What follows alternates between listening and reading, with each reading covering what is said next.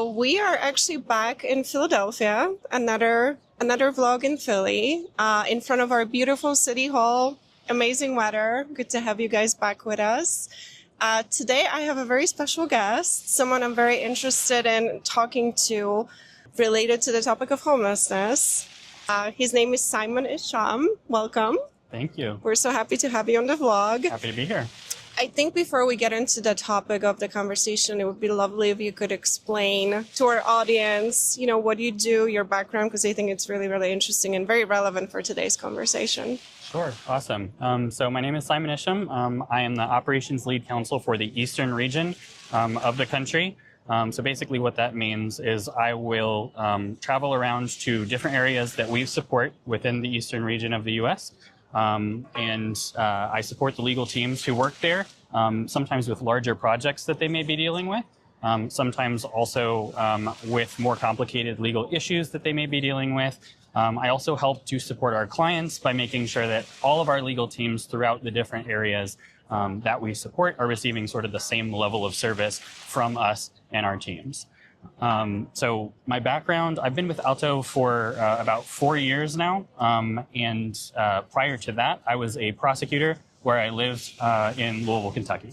Oh, very nice. And that's the part that we're going to want to focus on a little bit more. Awesome. But of course, you mentioned ALTO, and fantastic company, very known in the retail and restaurant settings, perhaps a little bit less in some of the other sectors we work with. So I think it would be really great to give our audience a little bit of background, because I think what you guys do is really fantastic, and especially the hands-on collaboration piece where I believe that you guys are truly making a difference. So could you give a high-level overview of what the company does?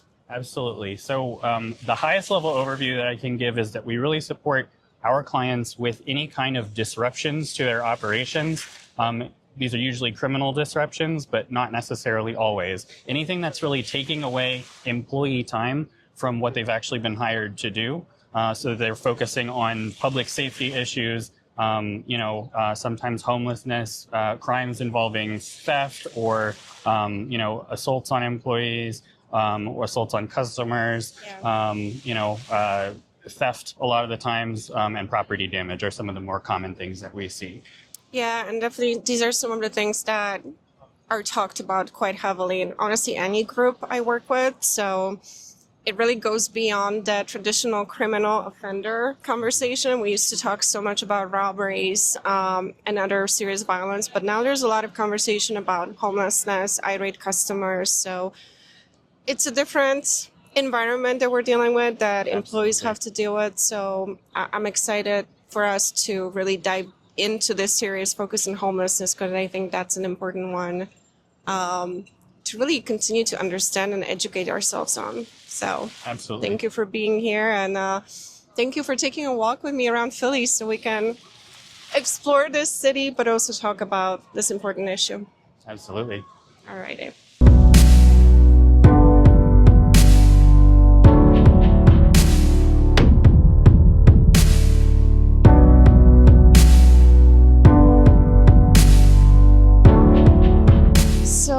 Simon, I know we've talked about this before in some of our other group meetings. One of the questions that comes up a lot in my conversations is, when it comes to unhoused, how much of it is truly, I guess, a crime, or how many of these situations escalate to a crime versus is it just a general social problem, or is it just a social problem still, or is it more? And I know there's really not a perfect data source for that out there.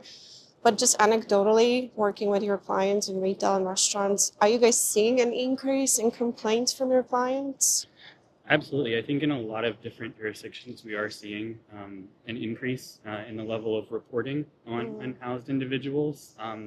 We do see many reports that do not constitute criminal activity and are more just something that the client wants us to be aware of.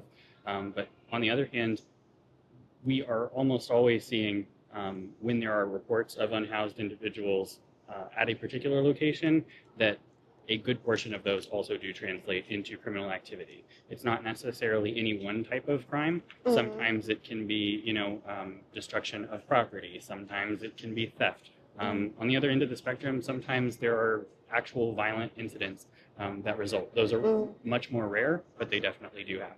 They do happen. And so when you look at just the footprint in the country, or as far as what you guys cover with your clients, obviously we're in Philly. We know there's definitely some issues here, but do you have any hotspots out there, or is it really just, I guess, generally an urban setting issue? It does seem to be an urban setting issue. There are some more, I would say, remote parts of the country. Nothing we support is that remote, but there are some more remote parts of the country that we do support, and we see these issues even there, which is very interesting to me. So small communities, maybe some small towns that are sort of on the outskirts of a major city, we're also seeing these problems there as well. Yeah, that is actually an interesting point, because just my conversations with family and friends from the last couple of weeks, I get comments from them, and they live in very suburban areas, quite far from the city center, and they do notice unhoused individuals more than they ever did before. So there seems to be some level of migration from what you're saying. Yeah, I would agree with that. Okay, so something definitely to keep an eye on and stay focused on as far as training employees, because I guess we can't just assume it's just an urban setting. Well, absolutely. And I think it's important to train employees to be aware of their surroundings and to report issues that they may see, even sometimes before there's an issue. Yeah. It's better to get more data so that you know what's going on at a store before something becomes a problem, so that you can respond preventatively and then also react. Yeah, but what I find quite often is, just speaking of suburban versus urban locations, a lot of times you do see more activity in urban settings by default. Oh, absolutely. More violence, more crime.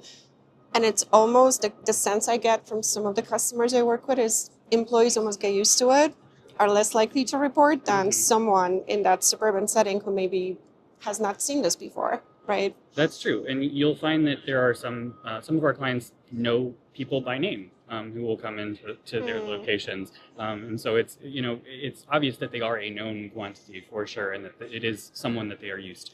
Yeah. Interesting. I do want to circle back to that as we keep walking around a little bit more. Absolutely. Okay.